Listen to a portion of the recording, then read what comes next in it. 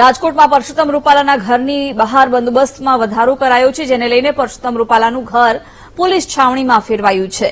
ક્ષત્રિય સમાજની ચીમકીને લઈને પરસોત્તમ રૂપાલાની સુરક્ષામાં વધારો કરાયો છે. રૂપાલાના અમીન માર્ગ સ્થિત ઘર બહાર ઉચ્ચ અધિકારીઓ પણ હાજર છે. બસ એટલા માટે ગોઠવવામાં આવે છે કે અહીંયા કોઈ અનિચ્છનીય એમના નિવાસ સ્થાને કોઈ અનિચ્છનીય બનાવ ન બને તે તકેદારી ભાગરૂપે બંદોબસ્ત ગોઠવવામાં આવેલ છે.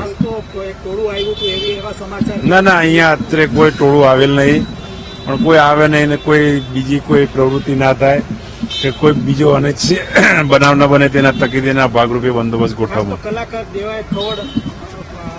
ના હજી સુધી કોઈ આવેલ નથી. અહીંયા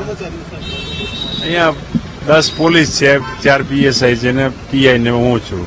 ચીમકી ઉપર એ ઉચ્ચારી પણ એના કોઈ અનિચ્છનીય બનાવ તેના તકરીરના ભાગરૂપે બંદોબસ્ત ગોઠવવામાં આવે છે. હાલ પુરુષોત્તમ રૂપાલા છે તેમના ઘરની બહાર ચુસ્ત બંદોબસ્ત જોવા મળી રહ્યો છે. આપ સીધા દ્રશ્યો જોઈ શકો છો.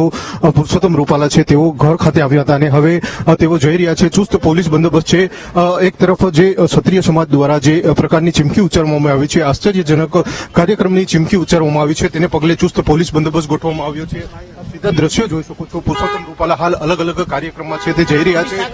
આજથી તેઓ વહેલી સવારથી જ અલગ અલગ કાર્યક્રમમાં હાજરી આપી રહ્યા છે.